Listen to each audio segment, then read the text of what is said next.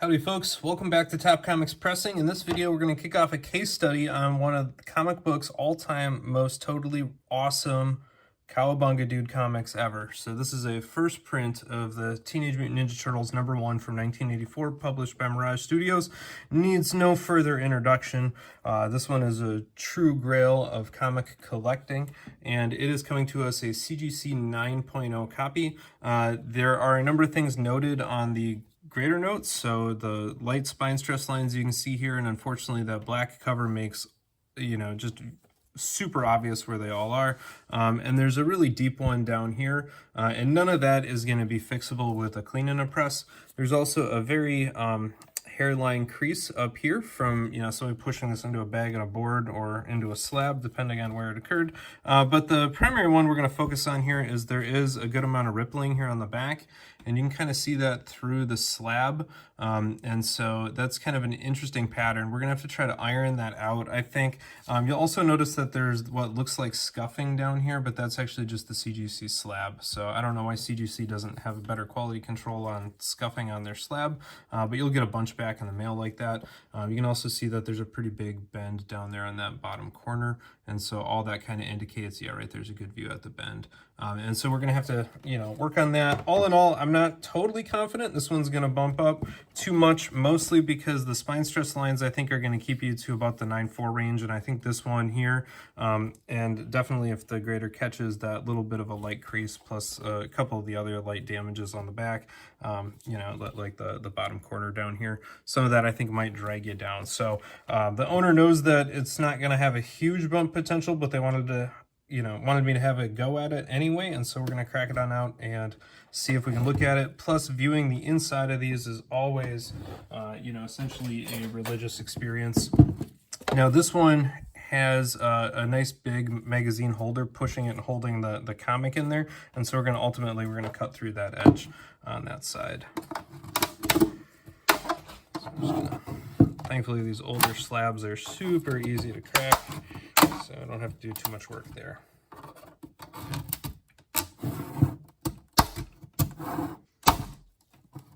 Pop this post down there. I'm just gonna go all the way around on this one just to make sure we don't put any stress on the comic books. There we go. Here's our outer slab.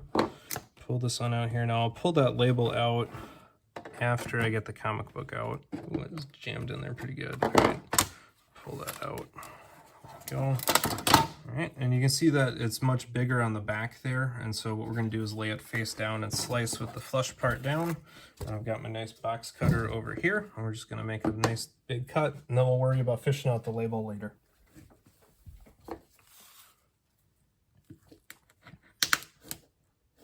And I'm going to go right through that inner support strap as well. And these old plastics, are kind of bad. I think that they were an earlier version of polycarbonate, and if we compare that, to a sheet of paper, you can just see how blue it is there if I put that under the comic. So, it definitely always looks nicer on the newer slabs, because again, you're losing a whole bunch of the color, and that's true anytime you have the older CGC slabs. All right, I'm just going to try to peel from the bottom here. Nope, not through it all, so we're gonna give it one more slice right down that gap.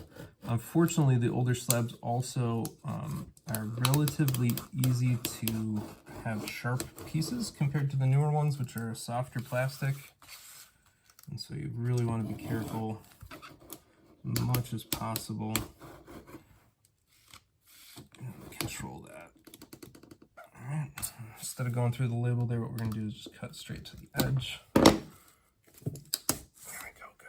I can see a little fleck of shaved plastic in there, so we're going to get that out first. Get those out of here all the way. Now we have a little, this is the little piece that was holding it in there, so we want to get that on out. And now what we should be able to do is slide that book straight out on the side, and I'm just going to, again, put my scissors in there and give myself a little bit of a window, particularly on these older, sharper kind of plastics. So I want to be very careful. There we go. Now this should just slide sideways straight out without hitting anything, which is nice. There we go. Perfect. And this is going to be, like I said, one of the all-time greatest of all comic book history. So you can see, and there actually is some light, what looks like light foxing on the interior, which was not noted. Here's our micro chamber paper. And if you ever have the pleasure of holding one of these in your hands, I mean, this is like one of the greatest splash pages of comics ever right there. So you get all the turtles. It's just an incredible comic. All right, so we're gonna get some pictures of this, and we're gonna come on back, and we're gonna have to do some of our ironing magic. I'm gonna hold this one just so I don't put it down. You can also see that there's a little bit of light fingerprinting on over there. So this thing's gonna have, you know, plenty to work on. All right, here we are back with this copy of the Teenage Mutant Ninja Turtles #1. We're gonna get going here with our ironing. So I'm gonna use my Hanger 9 set to 200-ish on the dial here, so a little bit under the number 2.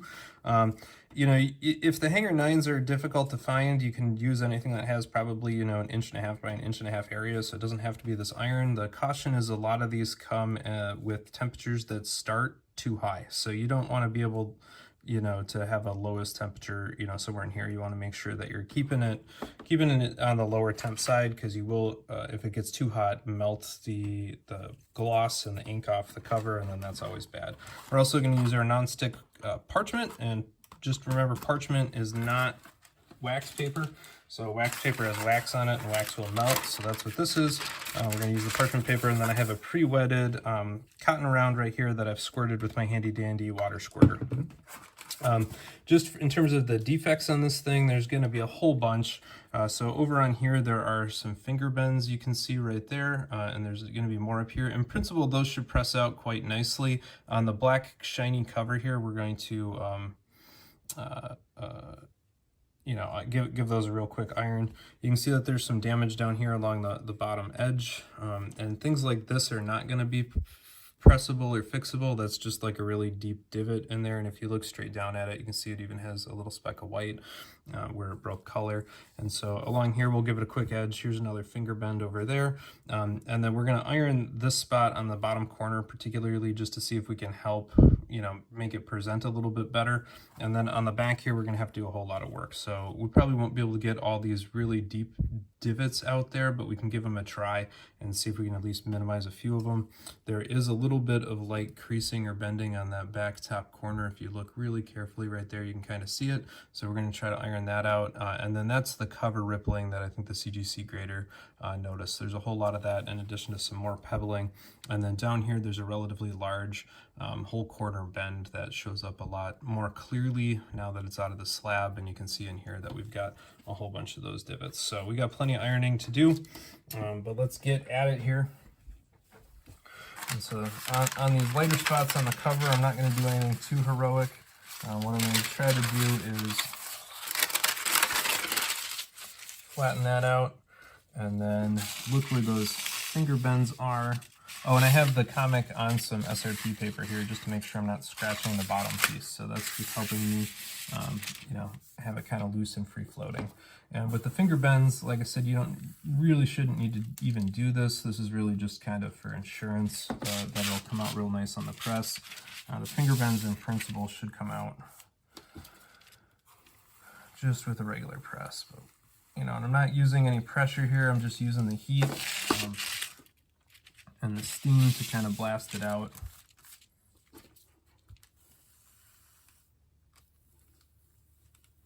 Now the listeners and longtime viewers of the channel will know I'm a big Usagi Yojimbo fan, and of course Usagi Yojimbo has crossed over into Teenage Mutant Ninja Turtles multiple times, and I was able to get Stan Sakai, who opened up a commission request.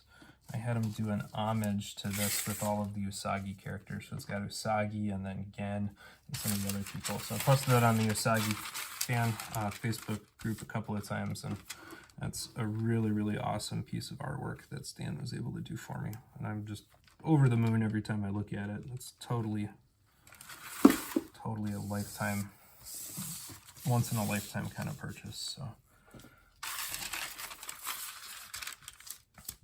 And we're obviously not going to put any color back in this big monstrous tick down here.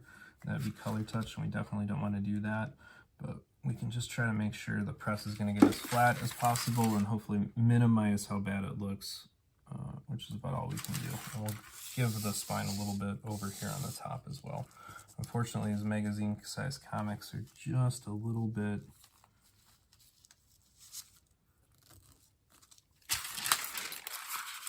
too big sometimes for the magazine backer boards. I'll show you some tricks here when we get to the press. Probably won't show the live impress setup, but I will show you the process and the buffering and stuff that I use. There's a little bit of light foxing and dirt on there, so I might actually do a little bit of a clean before I press it. So a little bit of a piece of dirt must have been somewhere, so get that off of there. All right, let's worry about this corner first. I think that's probably the biggest thing. And I'll move my magazine backer board. There we go. Just lift up. I think it's mostly only the cover that has the gnarly bend, but what I'm going to do is hold with my left hand here and just give the pages a pretty good ironing across there. It's probably a little bit more water than I should have used, but that's okay. The interior wraps are much more forgiving than the cover, and definitely much more forgiving than these black covers. Unfortunately, I'm getting to the end of my roll here of parchment paper, and you can see it's curling down on me. All right, so you want to moisten it without making it wet. It's too much. I need to get it dry.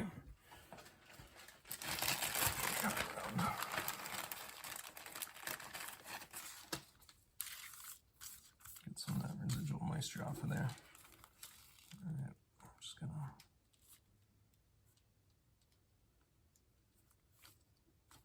move it on over. Look at that. Cover price is $1.50. Imagine that.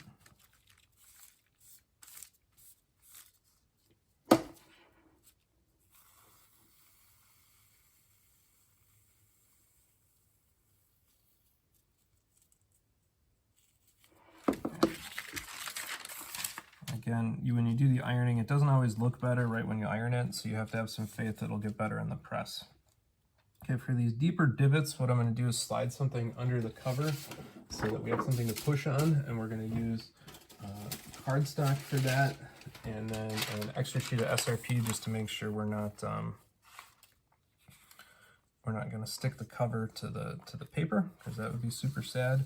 And the hiccup here is you don't want to do this too close to the spine, because you actually can iron a line into your comic book, which would be very sad. So we're going to push it in there, but all these little bit deeper spots are kind of removed from there.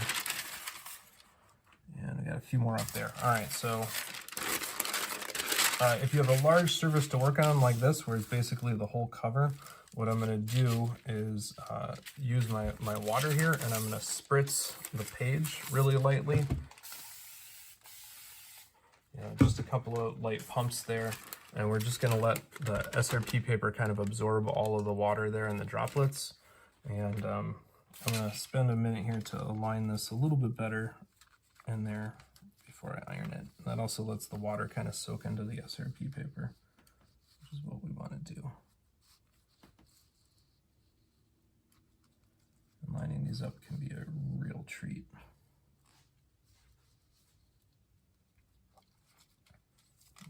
It's going to be about as good as we're going to be able to get there, and we got the SRP paper under it, and so we just have to make sure we stay kind of, at least maybe a 1/4 inch in from the spine, and we probably want to avoid anything that's within a 1/4-ish inch of the sides.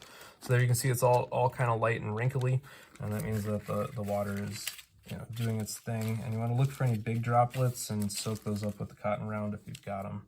So I think we're pretty good. I want to make sure I don't have any big droplets going on anywhere. So I'm just going to start kind of at that edge, and we're going to do this in both directions. So I'm going to start, oh, there's a bigger droplet. See, those are the ones you want to watch out for.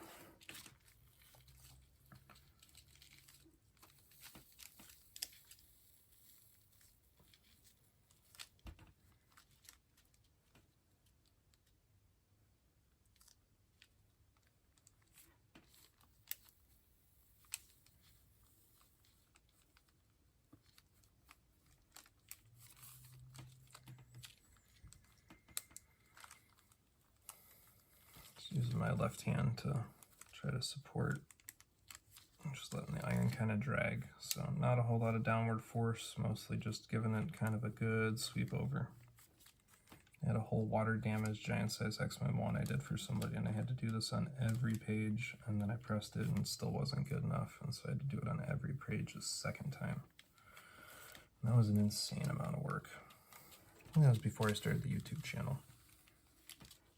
Got a bump though from like a 3.0 copy up to like a 5.5 or something, so it was worth the effort.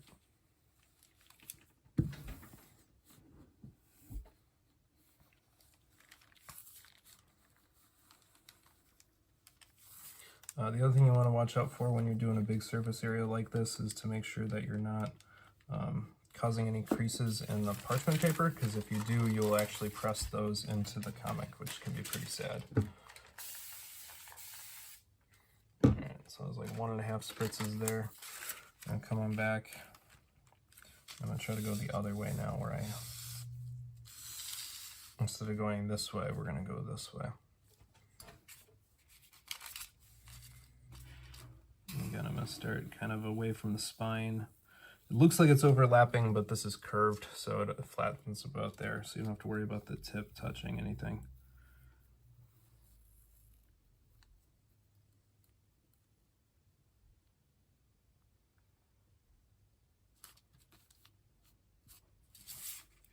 A little bit too much humidity kind of going through there, so dab that out. And this is really to prime the press. So again, it's not going to look better before the press. Unfortunately, you'll have to believe the pictures, because when we do our final check-in video here, this thing's going to be in a Mylar all set to go. So you can see it's starting to create a wave there on the parchment paper. That's where you want to really start looking for that creasing, just to make sure. Now, if you don't have too much humidity and if you're going relatively slow, it shouldn't crease. But it is something that can happen, so you do want to watch out for that.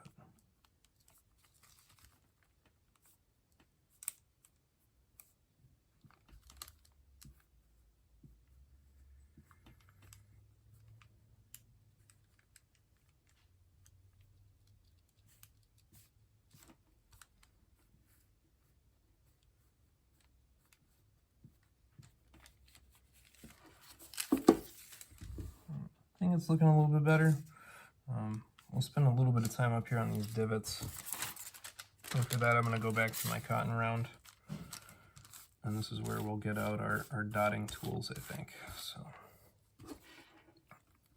quick iron here.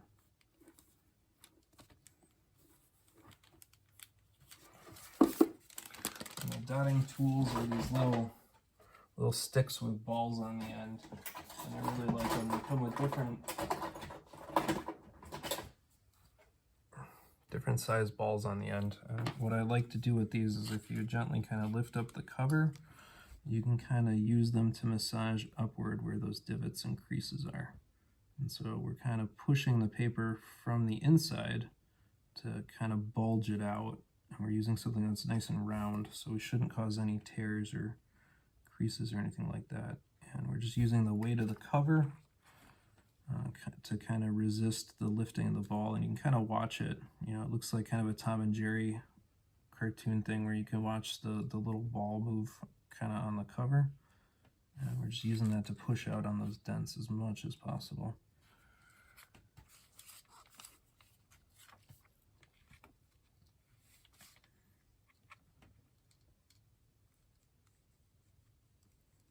And usually this can take a couple of times, particularly when there's this many of them. All right. I got these off Amazon, so I just searched dotting tool. They came in like a pack of a bunch, and they're all slightly different sizes. There's another Chris Trump tip.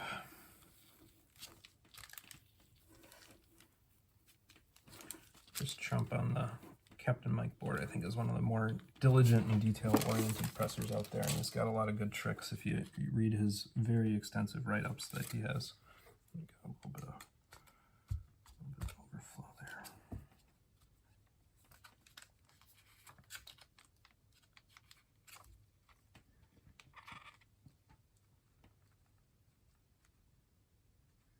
has very clearly typed out case studies that are really nice. Go through all kinds of care he puts into the work. So yeah, Captain Mike Facebook group, Chris Trump. All right, we got a couple more down here to do. Those I think are getting there, and again, they won't look perfect at this stage, so that's okay. We're just trying to get deeper divots out.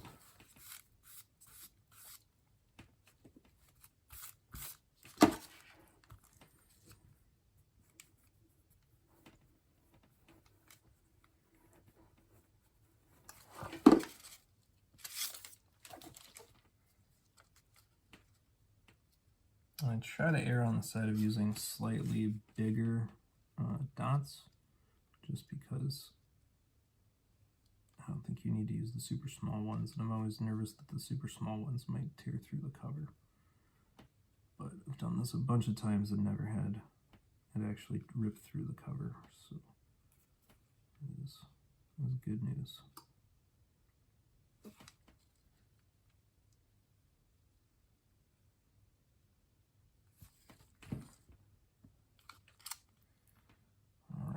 I think that looks like we've got most of them.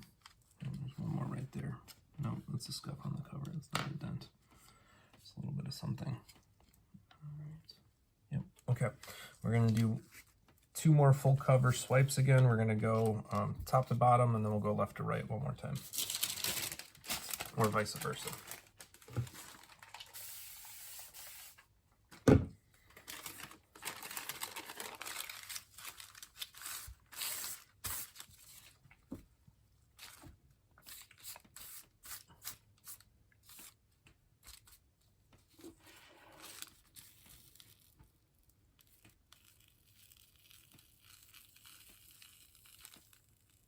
I don't know why, but when I use the iron, the dial always seems to just slowly creep itself up higher. I don't know if it's loose or what, but you know, just keep an eye on the iron dial to make sure you don't bump it or nudge it or whatever. Okay, just kind of slow going here.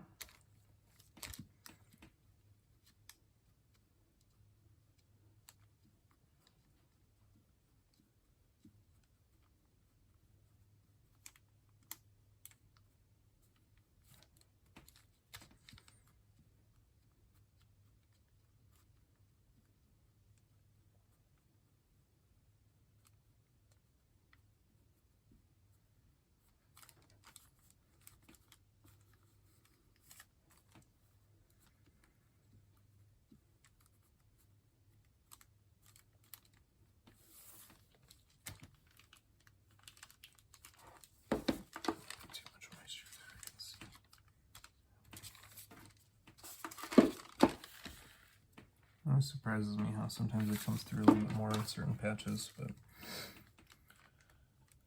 that's how it goes.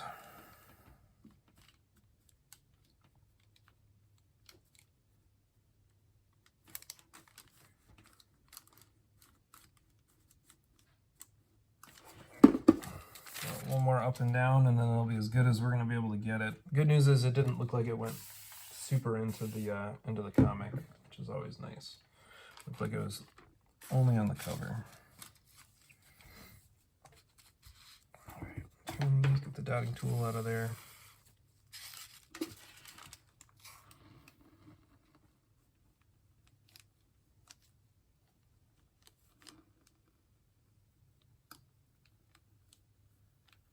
It's ergonomically easier for me to go this way.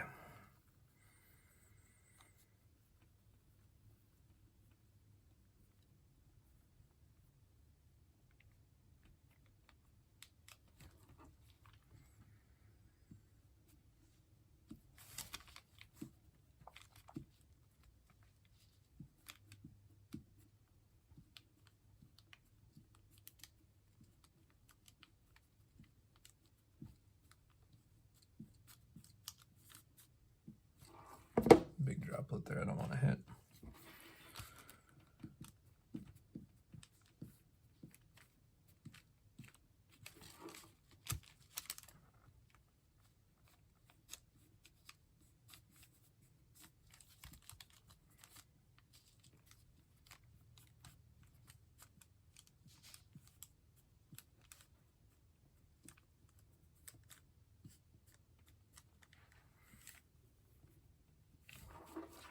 for good measure, let's do that open edge just one more time. Hopefully that'll really convince it to be flat after we press. I'm actually gonna give the iron a minute there to heat up, so if you ever see any water on the bottom like that, it takes it a minute for the iron to actually get up to temp. And you can cool it pretty quick. It's pretty fast, but definitely not instantaneous.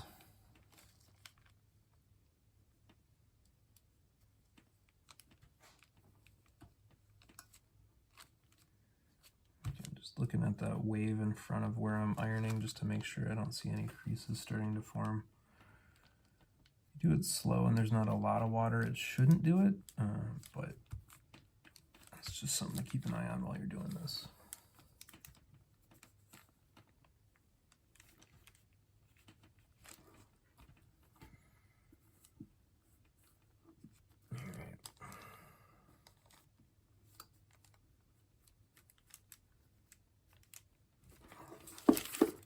That's a wrap. So I'm gonna go ahead and I'll show you how I'm gonna set up the press for this, and I think it'll look better. Hopefully it'll be okay.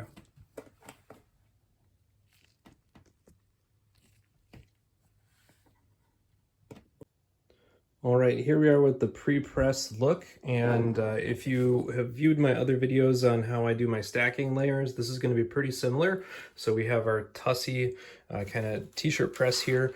I do have my metal sheet underneath, and I know that there's a lot of debate over if you should use aluminum or steel, and I'm pretty convinced that there's no difference. So don't worry about what it is. The important thing is to have a metal plate there to help capture heat as it radiates from the top down to the bottom below. I have always left the silicone pad in here. It's never really bothered me, so that's there. I use the Treasury sized backer boards here underneath, and so I'm only going to use one in this press, and the reason for that is the TMNT book is a little bit fatter than your average comic book due to the extra page count. And on top of there I have a sheet of my parchment paper, and so we're going to use that parchment paper instead of my normal SRP paper, because the SRP paper is very hard to get it to line up, and so we need the bigger surface of that parchment paper. And so it's the only press I use the parchment paper in. I'm going to put the cardstock under the front cover like I normally do, and of course I always have my stuff stacked up ahead of time, so I have it all thought through and it becomes kind of automatic then. And I'm actually going to put a Treasury backing board at the centerfold. So that's one of the big differences, is instead of using a magazine size, I'm going to put that in the centerfold. That way I have a nice secure handle on it and it's plenty big enough. The normal size cardstock is just big enough, and so you have to be very careful when lining it up to make sure that it's not that the whole cover is actually contained under it. And that always makes me nervous to do it on both the front cover, the back cover, and the centerfold. And so using the Treasury backer board there is, I think, a big advantage to using magazines. And then I have two Treasury backer boards and then another plate, so all that's going to go on top. So we have this setup. We're going to go comic, stuffed like a turkey here with some cardstock and the Treasury backer board, put the parchment on top, two more Treasury backer boards, steel plate, and I'm going to cook this one after humidifying, just like I do. So right there's my humidity tank set to go, and we're going to humidify it just like I did in my video on the humidity tank. We're going to do a 3.5 minute humidification, and then I'm going to press it for 20 minutes at 150 degrees, which I found works pretty well for these. So that's my recipe. We'll take a look at it after it's out of the cooker. All right, dudes, it's party time here. This copy of the Teenage Mutant Ninja Turtles #1 first print is fresh out of the press, and it looks pretty good in my opinion. The back looks a whole heck of a lot smoother, and all of our magic with the good old ironing really, I think, did the trick. It looks amazing. We got out all the fingerprints. That back corner bend that was there is totally absent now. A lot of the deep divots are totally gone. The only thing that's left is the one really deep scratch you can kind of see in the glare. But wow, does this thing look improved. And so we're going to send this on off. One word about these bigger magazines. I have this in a fullback Gerber magazine style backer board. And if anybody from Gerber is listening, pre-COVID you had much thicker backer boards, and man, I wish I could get those back. So I'm willing to pay more if you go back to your old size. The current ones I think are a little bit too crummy, and so I have the Gerber one supported with two normal ones that I use for pressing. So the white ones here are just the BCW magazine size I use for pressing, and you can see the Gerber one is a little bit bigger, which is really nice. I have the comic kind of snug down there, but that extra thickness in the backer boards I think is particularly important for these bigger magazine backer boards, because if you hold it on the edge it has more torque to kind of pull on, and so you really want to make sure you support the bigger magazine books. All right, and so that's how we're going to send that one off to CGC, and it looks awesome. So I'm excited to celebrate with some pizza when this thing comes back. All right, folks, the jury's back with a verdict from CGC on this incredible copy of the Teenage Mutant Ninja Turtles #1 first print. CGC has deemed this another 9.0 copy. So this thing did not get a bump. It didn't get a dip. It came back with the exact same grade. That I actually think is pretty frustrating given the amount of dense defects, bends, and rippling that was present. So something like a light finger bend shouldn't really move the grade after it's a 9.0 or below, but that intense rippling on the back cover absolutely should have. So this to me is a very inconsistent grading in CGC, and it's because that they're calling something back over here a crease. So if you look at the grader notes, it's a crease left bottom of back cover, and we ironed that and pressed that, and there was some defects back there, but it definitely was way worse in the before issue, and so this one kind of irritates me quite a bit. We put a lot of effort into it. The book is undoubtedly a lot nicer looking in the slab than it was when it started, but unfortunately this one is going to be a 9.0 copy again, and again I think that just indicates CGC really needs to up the rigor on their consistency in grading, because if the one crease was going to limit it to a 9 and the book had that extensive rippling to it, it should have been an 8.5 at the very most generous, if not an 8.0 book. And because of that, you know, even with all the work we put into it, we're capped at the same grade. And so that to me is a very frustrating Bumsky attempt. Thankfully it didn't go down, but you know, that's how this one's going to shake out. So anyway, hopefully you at least enjoyed the process. I have plenty of pictures to post on Facebook and Instagram. Hopefully you can at least still drop a thumbs up and a subscribe down on the channel, and stay tuned. Keep on collecting what you like and cowabunga, because this is an awesome book no matter what that number says up top.